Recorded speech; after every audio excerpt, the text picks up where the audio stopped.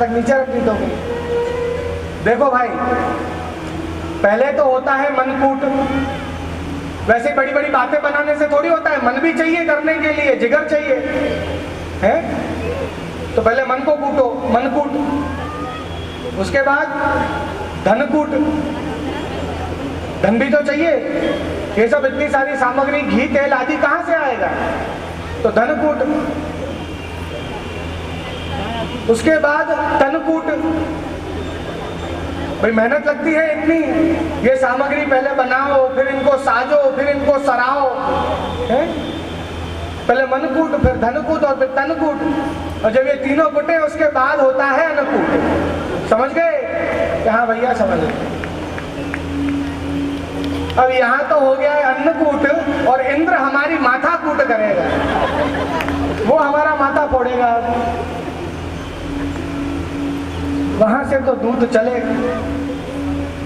इंद्र के पास गए, मुंह लटका हुआ है। इंद्र ने कहा, बोलो क्या खबर लाए हो? महाराज वहां तो अन्नकूट हो गया। कि वो क्या होता है? कि रहने तो वो नहीं समझाना। भगवान श्री कृष्ण के कहने पर सब ब्रजवासियों ने गिरिराज को, गोवर्धन को अपना देव मान लिया है आज से, और उनको अन्नकूट आरोगाया है। अब आपका यज्ञ नहीं होगा। ये सुनते ही इंद्र को क्रोध आया। इंद्र ने कहा कि मुझे भूल गए, बरसों से मुझे याद करते आए हैं, मेरी तपस्या, मेरा यज्ञ, मुझे भोग धरते आए हैं, मेरा आवाहन करते आए हैं, मेरी पूजा करते आए हैं। इंद्रस्तदात्मनः पूजां विज्ञाय विहतां नृप। इंद्र को क्रोध आया है। किस पर क्रोध किया है? गोपेभ्यः कृष्णनाथेभ्यो नंदादिभ्यश्च कोपसः। गोपों पर, नंद आदि पर कोप किया है। क्यों? क्योंकि उन्होंने कृष्ण के कहने में आकर कृष्ण को नाथ बनाया, और उनके कहने में आकर मेरी जो पूजा है उसको बंद कर दिया। कृष्ण पर क्रोध किया। और यहां पर इंद्रस्तदात्मनः पूजां विज्ञाय विहतां नृप। नृप शब्द को कह रहे हैं, हे नृप। क्यों इस शब्द को कहा यहां पर? इस शब्द का कहने का कारण क्या है? सुखदेव जी ने कहा है, हे नृप, हे राजन, हे परीक्षित, तुम जानते हो तुमने भी कुछ ऐसा ही किया है।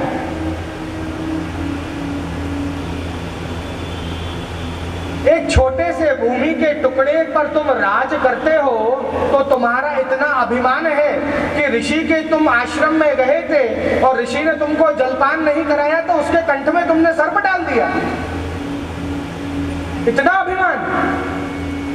एक छोटी सी सत्ता है तुम्हारी, छोटी सी सत्ता, भूमि का एक छोटा सा टुकड़ा जिस पर तुम राज करते हो, तब तुमको इतना अभिमान है। तो ये तो देवेंद्र है, देवों का राजा है, इसको कितना अभिमान होगा। तुमने भी तो यही किया है, हे नृप, हे राजन, हे परीक्षित। गलत किया है, तुमने भी गलत किया था, और इस समय इंद्र भी गलत कर रहा है।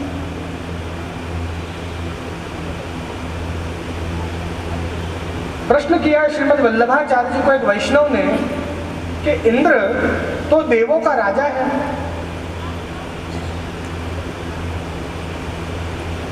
पाप और पुण्य हम दो कार्य करते हैं। यदि हमारे पुण्य हमारे पापों से ज्यादा हो तो 7 प्रकार के स्वर्ग लोक हैं। भू भुव स्वः मह जन तप और सत्यम। गायत्री में बोलते हैं ना आप, गायत्री मंत्र में ओम भूर्भुवः स्वः, भू भुव स्वः मह जन तप और सत्यम, 7 प्रकार के स्वर्ग लोक हैं। इनमें से कहीं ना कहीं स्थान मिलता है। जितना ज्यादा पुण्य हो इतना ऊंचा स्थान मिलता है। और बिल्कुल सत्व आप यदि बन जाएं सत्व, तब जाकर कहीं आपको इंद्र जैसा स्थान मिलता है, सिंहासन मिलता है, जहां आप देवों के राजा बन सकते हो। तो इतना पुण्य कार्य करने वाला इंद्र वो भगवान के स्वरूप को क्यों नहीं पहचान सका? उसने भगवान पर क्रोध कैसे किया? प्रश्न किया श्रीमद् वल्लभाचार्य जी को एक वैष्णव ने कि इंद्र ऐसा क्यों हो गया? श्रीमद् वल्लभाचार्य जी आप उत्तर दे रहे हैं, शुद्ध सत्व परिणाम रूप कथमेव कृतमान। हाँ, आपकी बात सत्य है कि इंद्र जो है वो शुद्ध सत्व परिणाम रूप देव है, कथमेव कृतमान, किंतु तत्राह स इति निषिद्ध भाग भोक्ता। उस इंद्र ने क्या किया? जिस भोग के भोक्ता भगवान श्री कृष्ण हैं, उस भोग का भोग किया, वो अनप्रसादी का भोग किया। जो वस्तु भगवान श्री कृष्ण के लायक है उस वस्तु को स्वयं ने भोग किया, इसलिए उसकी बुद्धि फिर गई, भ्रष्ट हो गई उसकी बुद्धि। जो वस्तु भगवान के लायक है उसको भगवान को अंगीकार कराओ, उसके बाद स्वयं ग्रहण करो।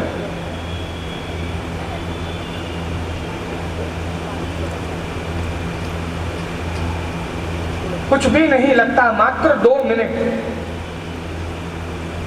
बाजार से नई साड़ी खरीदी है, ठाकुर जी के सन्मुख 2 मिनट पधरा, सिर्फ 2 मिनट ठाकुर जी के सन्मुख पधरा दो उसे। शर्ट पैंट भी खरीदे, आप लोग पहनते हैं, कोई बात नहीं, भले पहने, ठाकुर जी के सन्मुख पधरा दो उसे 2 मिनट। भगवान के हाथ में चोट लगी थी, तब द्रौपदी ने मात्र एक चीर, अपने चुनर में से एक चीर फाड़कर भगवान के हाथ में बांधी थी। उसने अपना वस्त्र अंगीकार कराया, प्रसादी करवाया, तो जब दुशासन उसकी चीर खींच रहा था तब भगवान ने उसकी रक्षा की।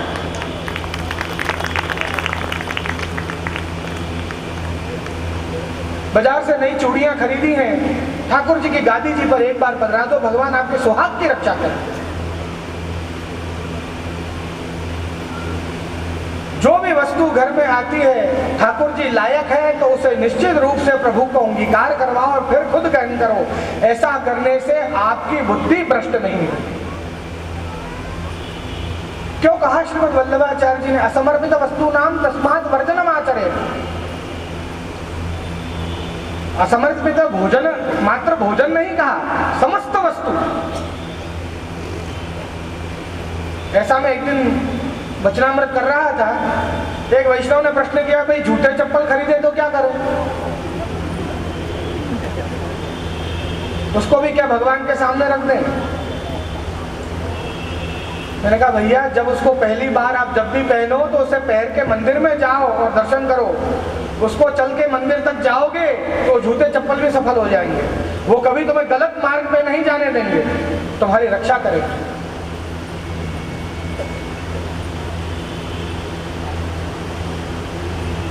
निषिद्ध भाग भोक्ता, जो वस्तु भगवान के लायक है उस वस्तु का इंद्र ने भोग किया, भगवान को अंगीकार कराए बिना, इसलिए उसकी बुद्धि ऐसी हो गई और भगवान के स्वरूप को समझ नहीं पाया और भगवान पर ही क्रोध कर रहा है। हमें सदा सर्वदा अपने मन में दासत्व भाव रखना चाहिए। सत्रजीत है, जो सत्रजीत राजा हुआ, सूर्य देवता का अनन्य भक्त था। सामंतक मणि उसको सूर्य देवता ने दी थी, वो मणि उसने भगवान को अंगीकार कराए बिना स्वयं उसका भोग किया। इसलिए उसके मन में क्या विचार आया कि भगवान ने मेरी मणि चोरी कर ली। उसकी बुद्धि फिर गई, अरे भगवान को किसी की वस्तु चोरी करने की क्या आवश्यकता है, सब उन्हीं का, सब कुछ उन्हीं का है, उल्टा तुम उसका उपभोग कर रहे हो। यहाँ जो कुछ है सब उन्हीं का है।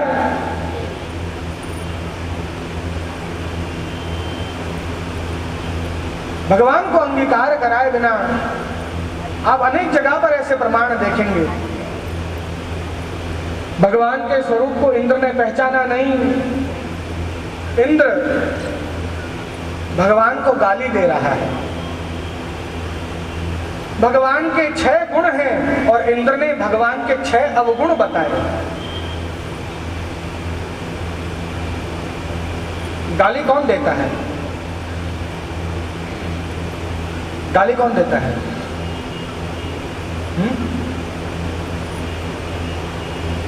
दो लोग गाली दे सकते हैं।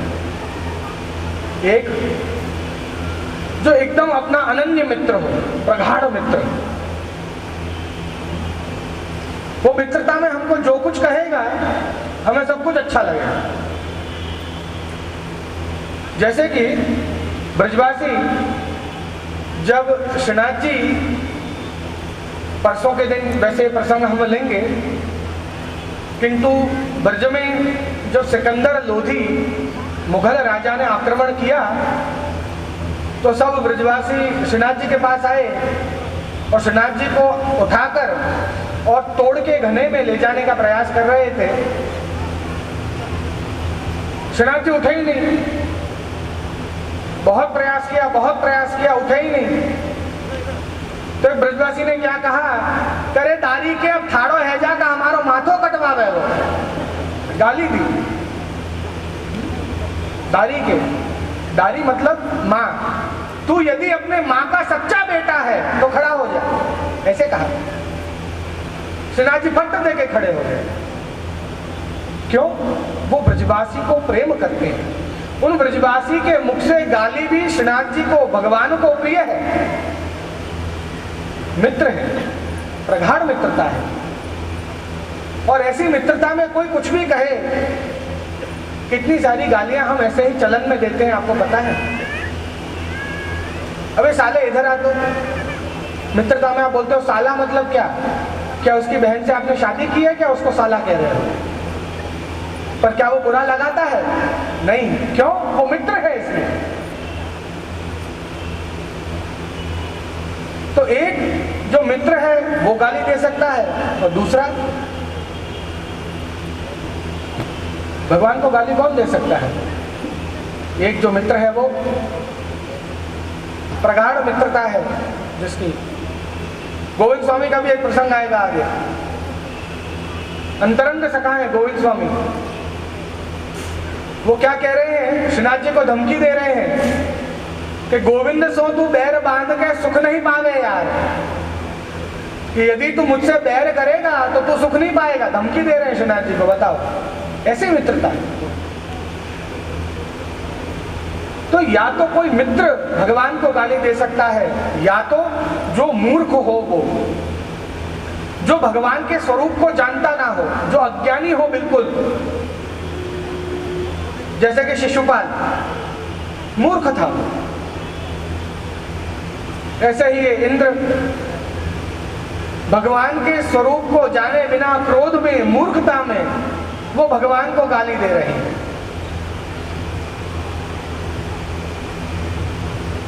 छह गुण हैं भगवान के, 6 गालियां भगवान को इंद्र ने दी हैं। क्रोध में खड़ा हुआ इंद्र जोर से पुकारा, वाचालम बालिशम स्तब्धमज्ञम पंडिता मानिनम कृष्णमर्त्यमुपाश्रित्य गोपा में चक्रुरप्रियम। 6 प्रकार के गुण हैं भगवान के, 6 प्रकार की गालियां भगवान को दी हैं। वाचालम कहा, बहुत ज्यादा बोलते हो, तुम्हारे अंदर वैराग्य का अभाव है। भगवान का गुण कौन सा है? वैराग्य। बहुत बोल कर और अपने ज्ञान को ही अपना धन समझते हो। तुम्हारे अंदर ये धन, ये ज्ञान, ये श्री का भाव है। जो बहुत बड़ा पंडित मानते हो वो श्री का भाव है तुम्हारे। मर्त्यम कि जो मनुष्य, जो हाड़ मांस चमड़ी का बना हुआ जो मनुष्य है, एक साधारण मनुष्य हो तुम, तुम्हारे अंदर ऐश्वर्य का अभाव है। 6 गुण भगवान के, 6 गालियां इंद्र ने दी हैं। और 6 गालियों को देकर ये जो ग्वाल बाल, ये जो गोप जो तुम्हारी बात मानकर और मुझको अप्रिय, मुझको अप्रसन्न किया है, मैं किसी को भी नहीं छोड़ूंगा, सबको मेरे क्रोध का सामना करना पड़ेगा। ऐसा इंद्र ने कहा। सर्वप्रथम कथा में इससे आगे बढ़ने से पहले आयोजकों से मैं पूछना चाहूंगा कि तैयारी क्या हो गई है, किंतु 6:30 समय तो हो चुका है। इसमें ऐसा है कि यदि श्री गोवर्धन लीला गिरिराज धारण लीला को मैं एक बार प्रारंभ करता हूं, तो जब तक मैं गिरिराज जी को भगवान नीचे उतार ना दे तब तक का क्रम मुझे लेना पड़ेगा। क्यों? क्योंकि यदि गिरिराज को उठा लिया भगवान ने और मैं कथा को यहीं विराम कर दूं, तो जो कथा में जो लीला चल रही होती है प्रभु उसी लीला को करते हैं। तो यदि गिरिराज जी को उठाकर और मैं वहां विराम कर दूं, तो पूरी रात ठाकुर जी गिरिराज जी को उठाए रखेंगे, तो ठाकुर जी को उससे श्रम पड़ेगा। क्या? इसलिए व्यवस्थापकों से मैं पहले पूछना चाहूंगा कि वहां क्या समय है, क्या तैयारी।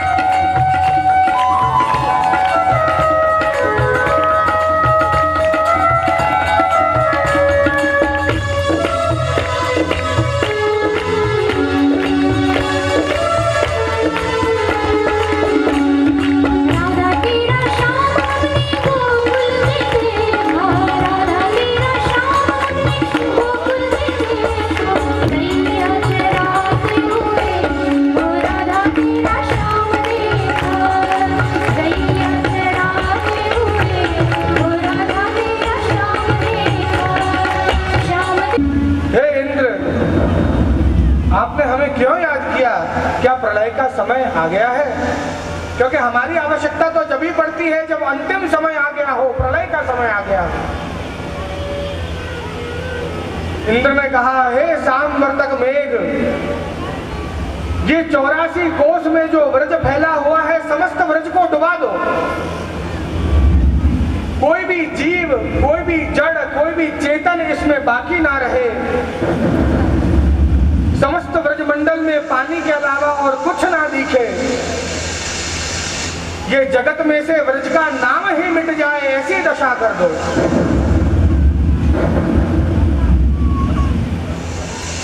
वहां नीचे व्रज में सबको समाधान हो रहा है, सबको छाप बांट रहे हैं, और इतने ही धीरे धीरे हवाएं चलने लगी। और बढ़ते बढ़ते बढ़ते बढ़ते हवाएं इतनी ज्यादा तेज हो गई, तूफान आने लगा तेजी से। बादलों की गर्जना होने लगी। इंद्र ने अपना धनुष उठाया, बिजली रूपी बाण उस पर रखी और जोर से एक बाण चलाकर आक्रमण का ऐलान कर दिया।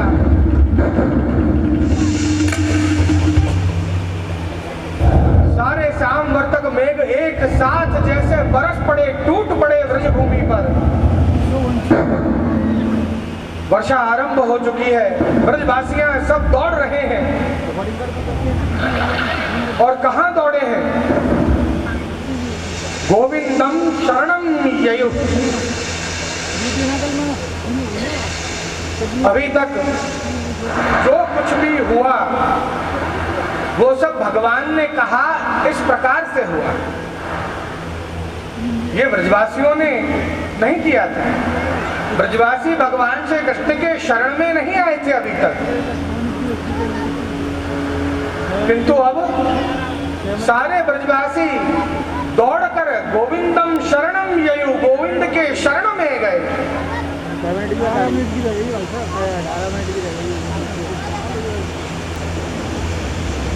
अगर जाना चाहते तो अपने घर भी जा सकते थे, सामग्री सिद्ध करते, इंद्र के यज्ञ की तैयारी करते,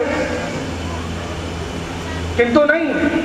उनको पता था कि ये इंद्र ने कोप किया है, इंद्र गुस्सा हो रहा है, उसके बावजूद इंद्र को मनाने नहीं गए। अब तो अपना सर्वस्व गोविंद भगवान श्री कृष्ण के चरणों में समर्पित करना है, उनके शरण में गए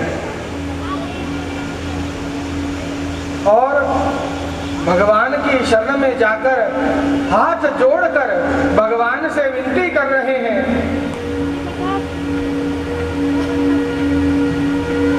ये जो श्लोक है श्रीमद् भागवत का, ये श्लोक नहीं, ये मंत्र है।